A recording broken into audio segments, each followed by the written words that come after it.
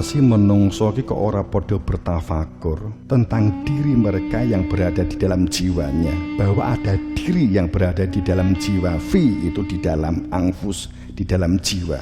Padahal sangat jelas konkret ayat-ayat dipampangkan bahwa kebahagiaan dan ketentraman itu adalah masalah batin. Ma khalaqallah, sungguh bahwa Allah sama sekali tidak akan menciptakan langit dan bumi, wa ma bainahuma, dan di antara keduanya itu pasti ada hakikat, bukan masalah yang tampak lahir. Dan yang lahir, yang jasad itu ada masa pakainya, selesai dipendem, bosok. Nek dipendem kok gak bosok, tanda tanya. Kalau ada yang berpendapat Nabi Rasul itu enggak bosok, enggak ada wong dibongkar juga ana isine sapa, itu hanya ada pendapat semacam itu. Roh po lah nek gak bosok lah nyapa dipendem, ya dilebokne kaca gitu saja toh. Logikanya kan begitu seharusnya. Nabi Muhammad itu ngopo harus dikain kafan, diperhatikan kafan supaya menyatu dengan tanah. Jadi roji untuk maknanya kembali kepada asal penciptaan. Rogo tanah ya kembali kepada tanah. Nek ji utuh itu ya menjadi tanda tanya.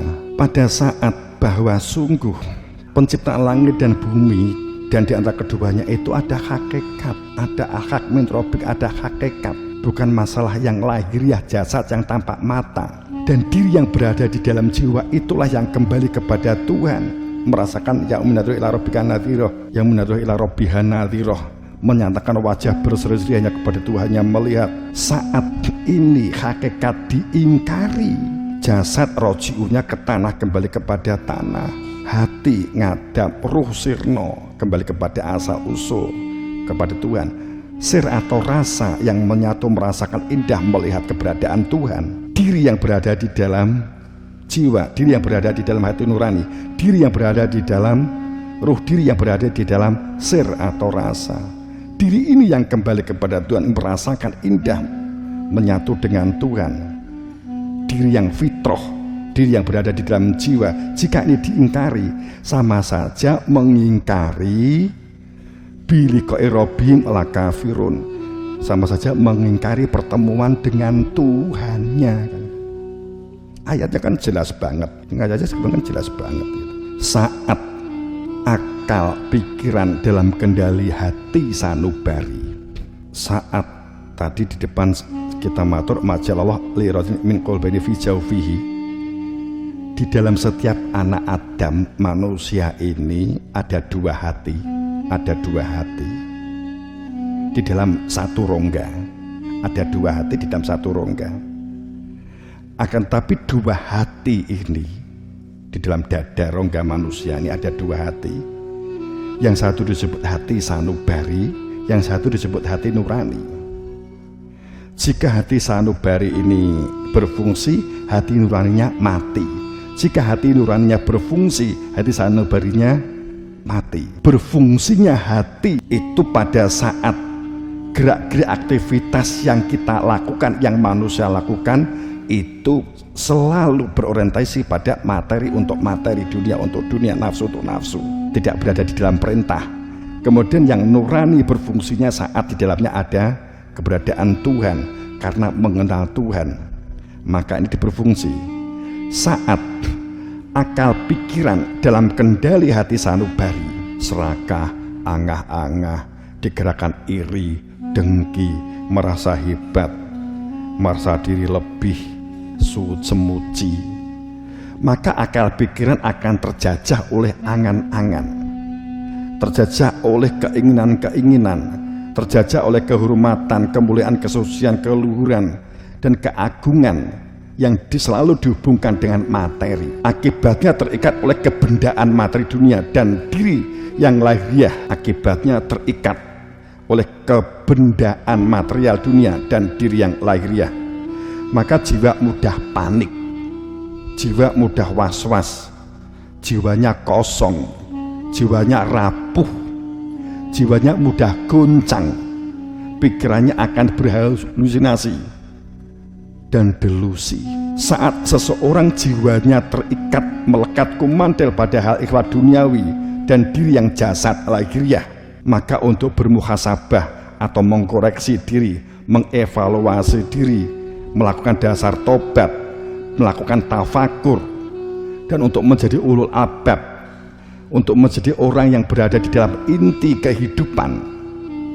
Ulul albab, yakni mereka yang kejadian langit dan bumi bergantinya malam dan siang dilihat sebagai tanda mengadanya keberadaan Tuhan, supaya keberadaan Tuhan dikenali, sehingga dapat menyatakan yadzakurunallah qiyaman wa qu'udan wa ala junubihim, untuk dapat menghadirkan keberadaan diri Tuhan, yadzakurunallah, keberadaan diri Tuhan yang punya nama Allah, dalam keadaan duduk, berdiri, berbaring, beraktivitas, dan segala semua aktivitas yang dilakukan, yadzakurunallah qiyaman wa qu'udan wa ala junubihim. Ulul albab menghidupkan kehidupan dan menyelamatkan. Hidup akan terasa berat, hidup akan terasa rumit saat jiwa terikat pada hal ikhwal duniawi dan diri yang jasad. Pikirannya buntu, hatinya gelap, dan kita selalu dalam prasangka dan memprasangkai orang lain, selalu menilai orang lain. Diingeti sidik, rumangsa wis dikoreksi. Orang pada saat memandang sudah merasa menjadi perhatian dunia, kan gitu tak? Kemudian kebahagiaan, ketentraman, kemerdekaan itu yang dijadikan standar tolak ukurnya adalah kebanggaan, kesenangan angka-angka, teks-teks, konsep.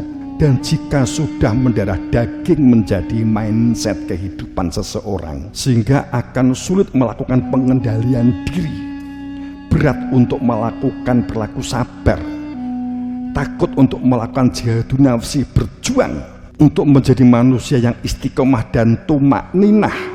Istiqomah itu orang yang ajak di dalam hatinya itu karena ada zikir, sehingga akan melakukannya itu adalah sadar sebagai hamba yang bisa bergerak, bisa melakukan apapun, tujuannya kembali kepada Tuhan yang berada di dalam diri itu. Dan tumakninah, memiliki komitmen sungguh-sungguh dan konsisten, itu menjadi berat. Hanya berhenti pada harapan dan kosong. Jika telah mendarah daging menjadi mindset, maka kehidupan akan penuh dengan konflik, akan mudah bingung, tidak bisa menjadi bijak, mudah judek, tidak tahu apa yang diperbuat, tidak tahu cara dan bagaimana melakukan sesuatunya. Jiwanya goncang, energi dan biaya yang dikeluarkan akan besar. Katakanlah demikian, pendidikan itu intinya terbentuknya perilaku dan karakter diri yang berada di dalam. Tapi jika diri yang berada di dalam jiwa nggak dikenali, hanya diri yang luar, maka biaya pendidikan besar banget, karena berpikir infrastruktur, kemewahan, kemegahan, kan begitu. Menjadi gak efisien, gak efektif, dan ternyata gak menyelesaikan masalah, hanya mengisi kekosongan bersifat sementara. Syukuran, puas, seneng, gedungnya bagus, setelah itu kosong lagi, kurang lagi, gak akan ada habisnya.